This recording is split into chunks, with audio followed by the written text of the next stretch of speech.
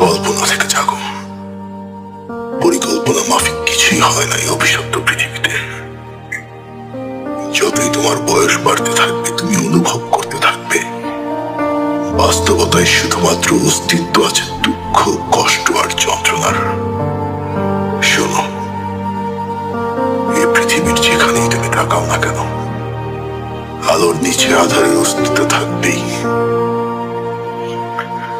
যদি বিজয়ীর অট্টহাসি শুনতে পাও, তার সাথে পরাজিতের আত্মচিৎকার অবশ্যই মিশে আছে।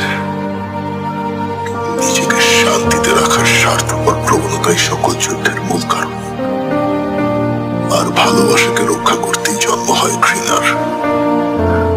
আমাদের অনুভূতিগুলোর একের সাথে অপরের আছে অবিচ্ছেদ্য সম্পর্ক, যা আমরা চাইলেও ছিন্ন করতে পারবো না। আমি চাই এই পৃথিবীর ভাগ্য পরিবর্তন করতে, একটি পৃথিবী